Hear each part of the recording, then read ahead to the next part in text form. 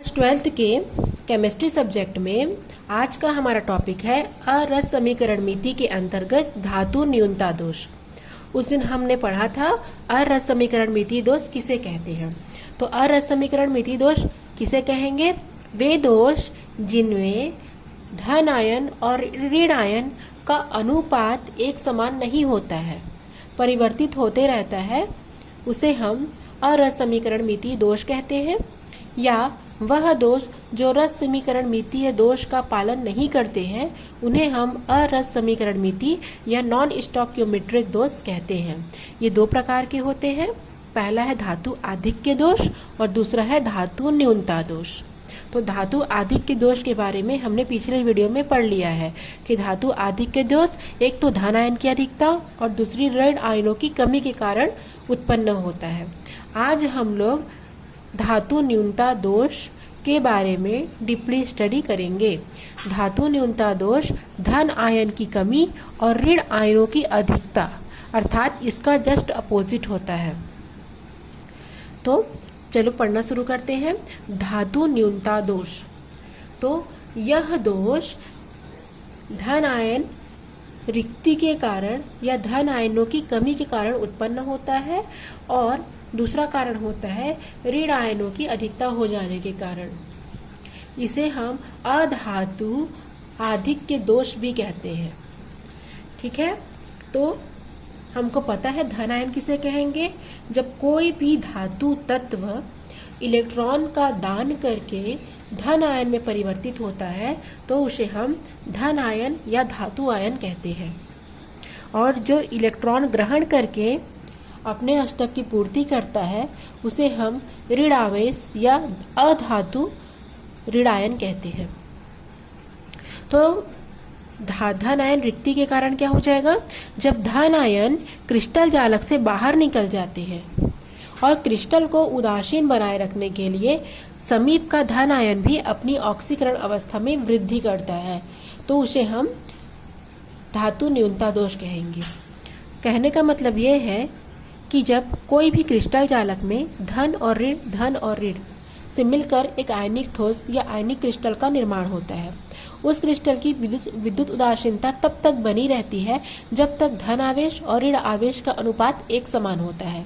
जब कभी भी धन आयन की कमी हो जाती है तो क्रिस्टल की उदासीनता को बना रखने के लिए जो समीप का धन आयन है वह क्या कर देगा? अपनी ऑक्सीकरण संख्या को ऑटोमेटिक बढ़ा लेगा जिससे उस क्रिस्टल की उदासीनता बनी रहे। इसे हम एक एग्जाम्पल के द्वारा समझेंगे, आप लोग को अच्छे से समझ में आ जाएगा। और है यह दोष संक्रमण तत्वों के यौगिक में पाया जाता है। जो डी ब्लॉक के तत्व होते हैं उनको हम संक्रमण तत्व कहते हैं और जो डी ब्लॉक के तत्व होते हैं वो अगर परिवर्तित संयोजकता प्रदर्शित करेंगे तो उसे हम क्या कहेंगे? परिवर्तनशील संयोजकता। और यह गुण जिन तत्वों में पाया जाता है वही ये दोष उत्पन्न करते हैं, जैसे Fe2+ और Fe3+, फेरस और फेरिक। उसी प्रकार कॉपर भी परिवर्ती संयोजकता प्रदर्शित करते हैं। तो इनका ही एग्जाम्पल लेके समझेंगे। ठीक है, तो चलिए एग्जाम्पल के थ्रू समझते हैं।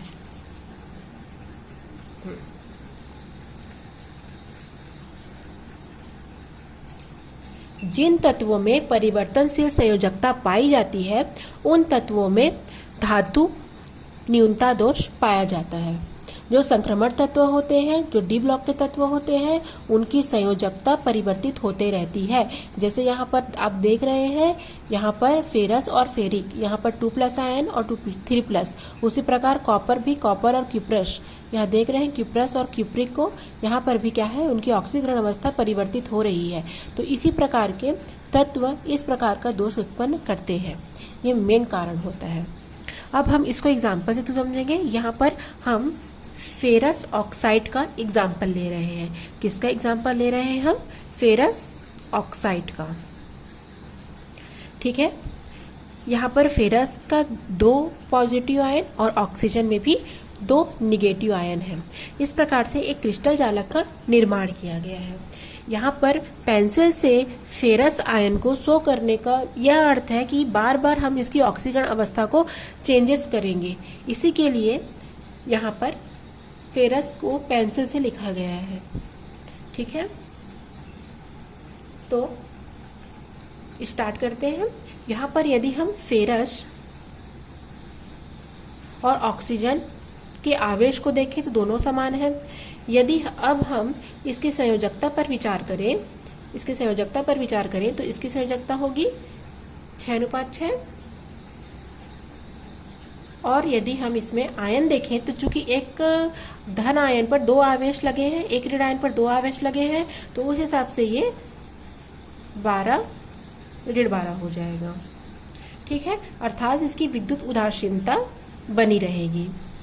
किंतु यदि अब हम आयरन एक यहां से इसे यदि हम बाहर निकाल दें, एक फेरस आयन को यदि हम बाहर अगर निकाल देते हैं, तब क्या हो जाएगा, यहां पर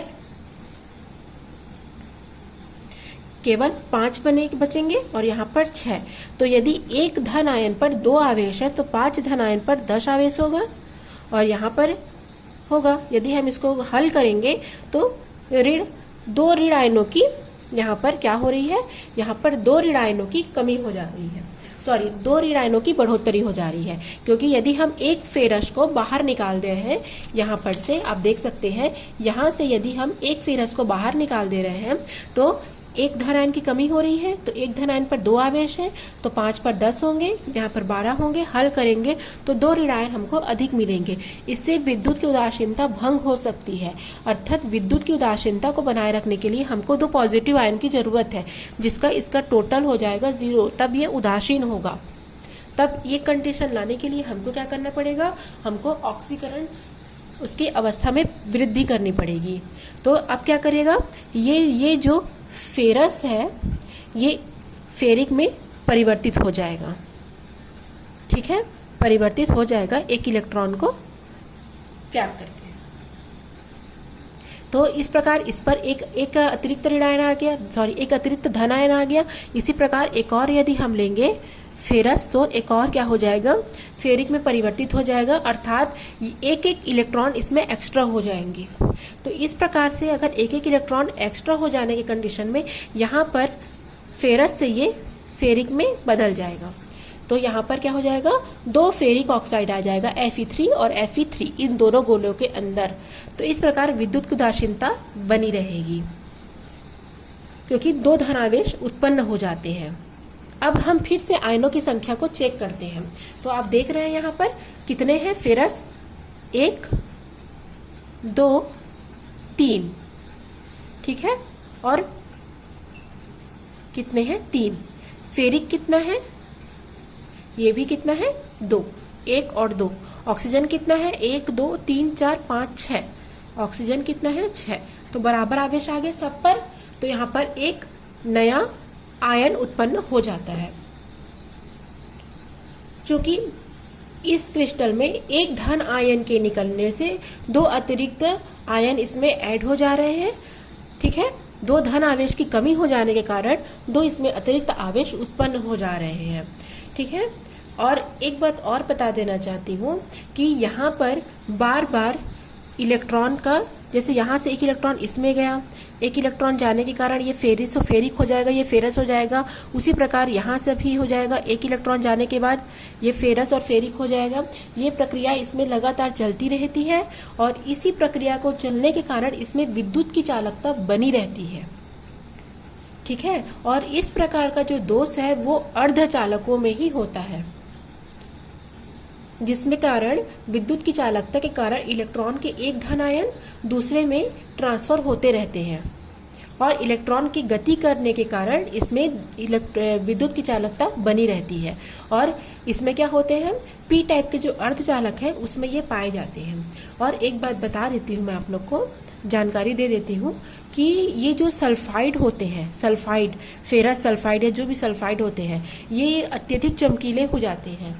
चमकीले हो जाने के कारण इसे हम मूर्खों का सोना भी कहते हैं। ठीक है, मूर्खों का सोना की संज्ञा इसको हमने दी जाती है, मूर्खों का सोना, इसकी संज्ञा इसे हम देते हैं। क्यों? क्योंकि ये लगातार अपने इलेक्ट्रॉन को परिवर्तित करते जाता है, जिसके कारण विद्युत की चालकता बनी रहती है। और ये जो सल्फाइड आयन होते हैं वो इलेक्ट्रॉनों की गति के कारण चमकीले रंग को प्रदर्शित करते हैं। ठीक है, तो इस प्रकार से इनमें धातु आयनों की कमी के कारण धातु न्यूनता दोष कहते हैं। उसी प्रकार एक और है दूसरा कारण, ऋण आयन अंतराकाशीय स्थान में ऋण आयनों के प्रवेश से। तो देखेंगे जब अंतराकाशीय स्थान में अतिरिक्त ऋण आयन आ जाता है तो यह दोष उत्पन्न होता है। क्रिस्टल को उदासीन बनाए रखने के लिए समीप का धन आयन भी अपनी ऑक्सीकरण अवस्था में वृद्धि करता है। यह दोष कम पाया जाता है क्योंकि बड़े आकार के कारण ऋण आयन अंतराकाशीय स्थान से नहीं आ पाता है, अंतराकाशीय स्थान से नहीं आ पाता है। अब देखेंगे एग्जाम्पल के थ्रू। ये देख रहे हैं आप एग्जाम्पल।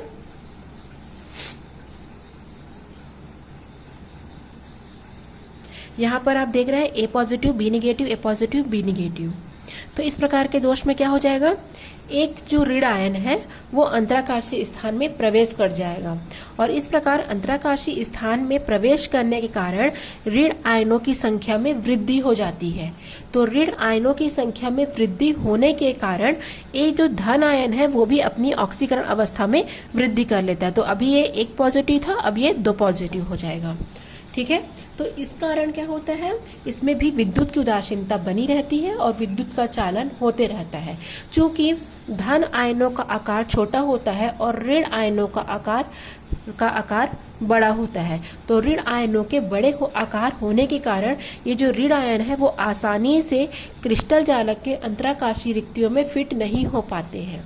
इस कारण यह दोष बहुत कम पाया जाता है और इस प्रकार के क्रिस्टल में उदासीनता को बनाए रखने के लिए हमेशा पॉजिटिव चार्ज अपने ऑक्सीकरण संख्या में ऑटोमेटिक ही अपने वृद्धि कर देता है, जिस कारण इसकी उदासीनता भी बनी रहती है। तो आज का टॉपिक कंप्लीट हुआ। अब हम तीसरा अशुद्धि दोष के बारे में आने वाली वीडियो में पढ़ेंगे। कुछ भी प्रॉब्लम होने पर आप मुझे बता सकते हैं कमेंट्स बॉक्स में।